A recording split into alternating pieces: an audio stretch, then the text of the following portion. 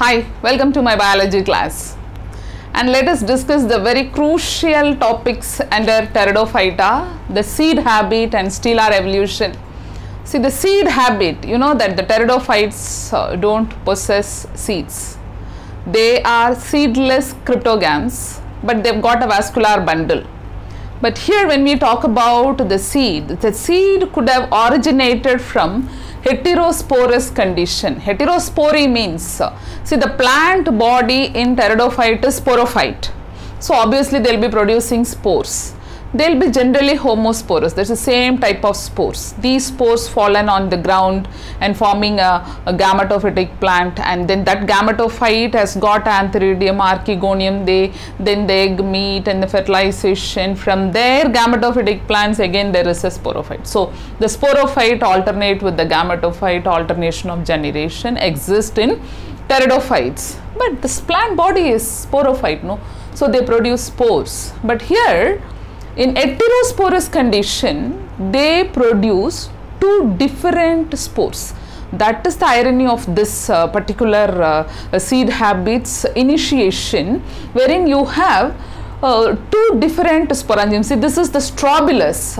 When you take a strobilus in LS, you can see two different types of sporangium.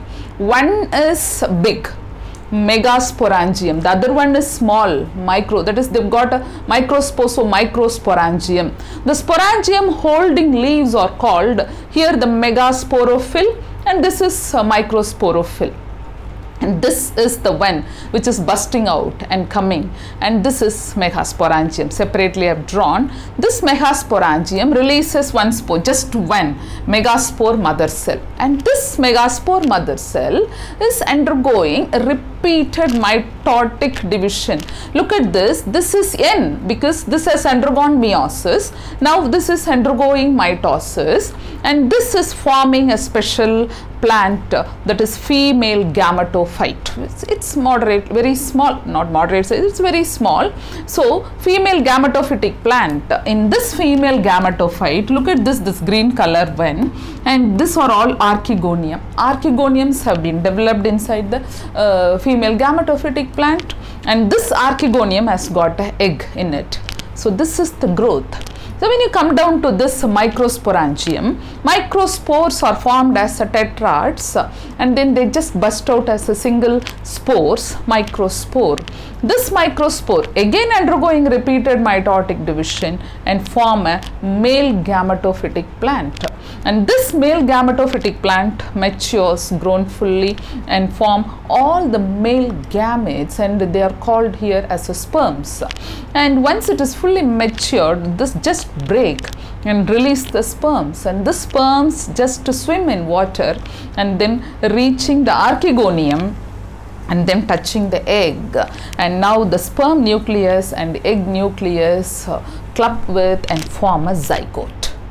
And this zygote is 2N, and this is undergoing again mitotic division and forming a embryo, 2 cell, and then 4 cell, and then a matured embryo, and then this is becoming this plant.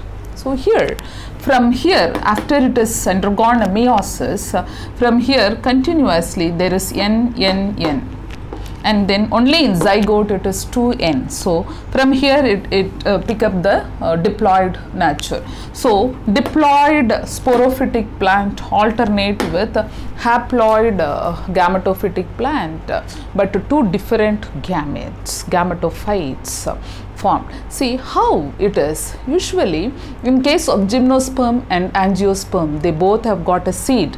Only thing, the gymnosperm don't have a covering, it's an open seeded plant, and in angiosperm it's a closed seeded plants. So here the seeds have not formed, but it was about to touch the stage of the seed formation. In gymnosperm, that is the phanerogams, generally here there is the gametophytic plant body. This is totally hidden inside the sporophytic plant body, because there the sporophytic plant is not producing spores directly it is producing gametes. That is beautifully exhibited in cycas, because cycas, male plant, female plant separate in gymnosperm, but the male plant, the male gametophyte is not falling on the ground and growing, and then it's nothing like directly it is going and meeting a female and then the formation of a seed. So here the spores are not directly acting, but they form two different gametophytes and then they produce the gametes. It will be converted in the next category, that is gymnosperm. This is the area the spores are directly acting like a gamete there.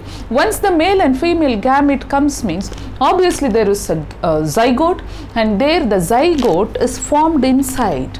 It is continuous, this area is completely covered, and so that leads into a seed and embryo in future. So here the formation of two different shapes of a spore, heterosporous nature in Selaginella, has paved the way the plant has to move towards the formation of a seed, and so they generally say heterospory leads to seed habit.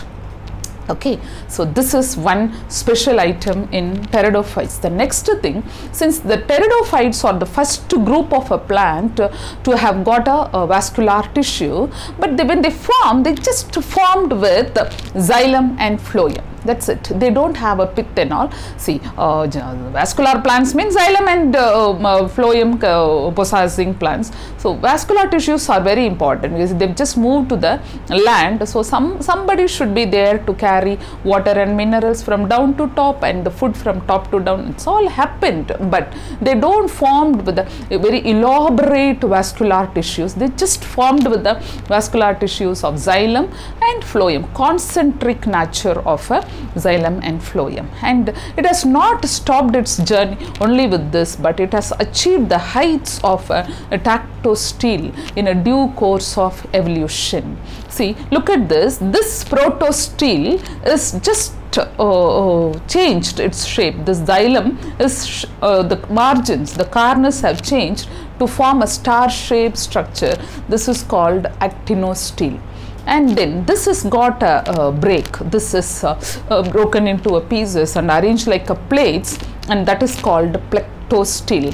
And this plectostele is broken into small pieces, and it is a kind of small pieces of a xylem embedded in the phloem and mixed protostele. This is one side journey. Another side, it was about to have a small hole in the middle. If the hole is there, it is called siphon. So siphonostele. In this siphonostele, the pith is immediately covered by xylem and then covered by phloem. So ectoploic siphonostele. But this is gradually changed into, there will be a sandwich kind, a pith in the middle, and then phloem, xylem, again phloem. So two phloems are there. Center there is a xylem. So this is amphiploic siphonostele. And later this has got a small cuts and form a separate bundle kind, and surrounded, so xylem in the center and surrounded by phloem. This is dictyostele, and these steles are seen in pteridophytes, and dictyostele is common in gymnosperms too.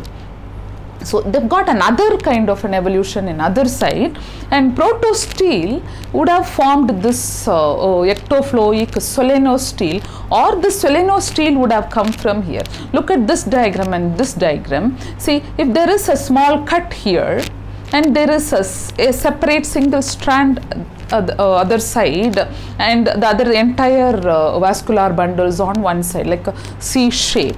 So xylem and phloem, and here xylem and phloem, but the pith remains there, but it has got a connection with the cortex, and this is ectoploic solenostele.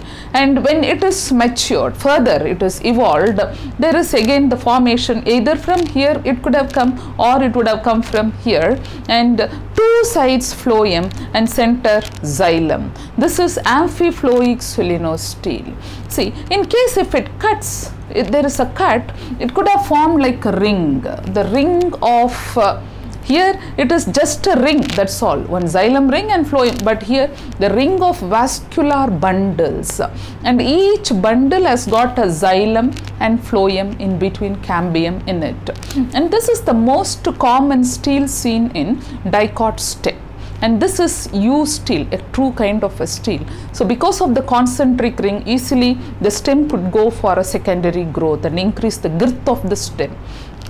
And further, it has not stopped here. Further, it has evolved to become a scattered vascular bundles in monocot stem, and this is a tactostele. And look at this stele, and there is a similarity from here and this. You don't get confused with.